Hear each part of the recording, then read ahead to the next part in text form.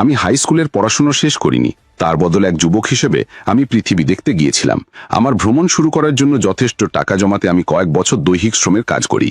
আমি আমার পথে একটা নরওয়েজিয়ান মালবাহী জাহাজে উত্তর আটলান্টিক এবং তারপর সাইকেল, বাস, ট্রাক এবং ট্রেনে ইউরোপ, আফ্রিকা এবং অবশেষে সুদূর প্রাচ্যে ভ্রমণ করি। যখন আমি আর কায়িক শ্রমের কাজ খুঁজে পাচ্ছিলাম না, তখন হতাশায় আমি বিক্রির কাজ নেই। মনে হচ্ছে আমার জীবনে যেসব সিদ্ধান্ত নেই সেগুলোর বেশিরভাগই রাতের বেলা হঠাৎ করে নেয়া।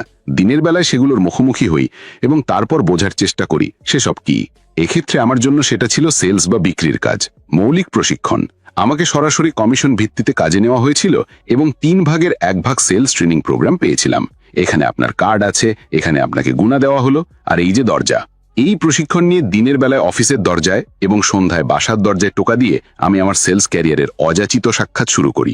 যিনি আমাকে কাজে নিয়েছিলেন তিনি বিক্রি করতে পারছিলেন না, কিন্তু তিনি আমাকে বলেন যে বিক্রি একটা সংখ্যার খেলা।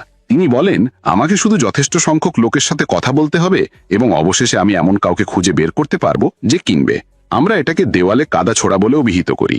আপনি যদি দেয়ালে যথেষ্ট কাদা নিক্ষেপ করেন, কোথাও না কোথাও কোনো না কোনোভাবে এর কিছুটা আটকে থাকবেই। এটা তেমন কিছু ছিল না, কিন্তু আমার কাছে শুধু এটাই করার ছিল। তখন সেলস গুরু যেমন বলেছিলেন যে বিক্রি আসলে সংখ্যার খেলা নয়, বরং এটা প্রত্যাখ্যানের খেলা। আপনি যত বেশি প্রত্যাখ্যান পাবেন তত বেশি বিক্রি করতে পারবেন। এই উপদেশ নিয়ে আমি এক জায়গা থেকে অন্য জায়গায় ছুটছিলাম যাতে আমি প্রায় প্রত্যাখ্যাত হতে পারি। তারা বলেছিল যে আমার কাছে ব্যর্থতার গল্পের উপহার আছে, তাই আমি এটাকে ব্যবহার করেছি। যখন কোনো ব্যক্তিকে আগ্রহী মনে হতো তখন আমি জোরে জোরে কথা বলতাম। কিন্তু যদিও আমি দ্রুত সম্ভাব্য ক্রেতা থেকে আরেক সম্ভাব্য ক্রেতার দিকে এগিয়ে গেলাম এবং প্রত্যেকের সাথে জোরে জোরে কথা বললাম, তবুও আমি সেখানে সফল হচ্ছিলাম না। মোড় ঘোরানোর সময় 6 মাসের সংগ্রামের পর একটা ছোট অতিথিশায়ের আমার সিঙ্গেল রুমের কিছুটা ছেড়ে দেওয়ার পর অবশেষে আমি এমন কিছু করলাম যা আমার জীবনকে বদলে দিল। আমি আমাদের কোম্পানির সবচেয়ে সফল লোকের কাছে গেলাম এবং তাকে জিজ্ঞেস করলাম তিনি আমার থেকে আলাদা কি করছেন। আমি কঠিন পরিশ্রমকে ভয় পেতাম না। আমি ভোর 5টায় উঠতাম, দিনের জন্য প্রস্তুতি নিতাম এবং সকাল 7টায় পার্কিং লটে অপেক্ষা করতাম কখন আমার প্রথম সম্ভাব্য ক্রেতা কাজে আসবে। আমি সারাদিন কাজ করতাম, অফিস থেকে অফিস এবং কোম্পানিতে যেতাম। সন্ধ্যায় আমি রাত 9টা-10টা পর্যন্ত মানুষের বাসার দরজায় টোকা দিতাম। আলো দেখলেই সেখানে যেতাম।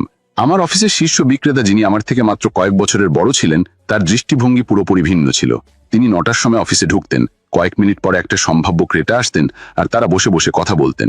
কয়েক মিনিট কথোপকথনের পর সম্ভাব্য ক্রেতা তার চেকবুক বের করতেন এবং আমাদের পণ্যের জন্য চেক লিখতেন। এরপর সেলসম্যান সেদিন সকালে বাইরে গিয়ে আরো কয়েকটা বিক্রি করতেন। তারপর হয়তো আরেকটা সম্ভাব্য ক্রেতার সাথে লাঞ্চ করতেন। বিকেলে তিনি আরো কয়েকটা বিক্রি করতেন এবং তারপর হয়তো কোনো অন্য সম্ভাব্য ক্রেতার সাথে পান বা ডিনার করতেন। তিনি আমার থেকে 5-10 গুণ বেশি বিক্রি করছিলেন অথবা আমাদের অফিসে যে কারো থেকে বেশি বিক্রি করছিলেন, কিন্তু তিনি একেবারেই আমাদের মতো কাজ করছিলেন না। প্রশিক্ষণ পার্থক্য তৈরি করে।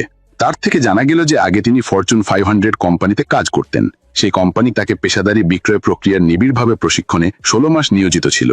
এই স্কিল নিয়ে তিনি যে কোনো কোম্পানি বা শিল্পের জন্য কাজ করতে পারতেন এবং কার্যত যে কোনো বাজারে যে কোনো পণ্য বা সেবা বিক্রি করতে পারতেন, কারণ তিনি বিক্রি করতে জানতেন। তিনি আমার মতো মানুষের চারপাশেই বিক্রি করতে পারতেন, যদিও তিনি অর্ধেক সময় বা তারও কম সময় কাজ করছিলেন। এই আবিষ্কার আমার জীবন বদলে দিয়েছে।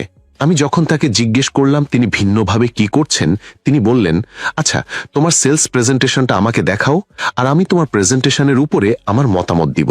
এটাই ছিল আমার প্রথম সমস্যা। আমার কোনো ধারণাই ছিল না সেলস প্রেজেন্টেশন দেখতে কেমন। আমি শুনেছি যে এরকম একটা জিনিস আছে, কিন্তু আমি নিজে কখনো দেখিনি। আমি বললাম, আমাকে আপনারটা দেখান আর আমি আপনাকে আমারটা দেখাবো।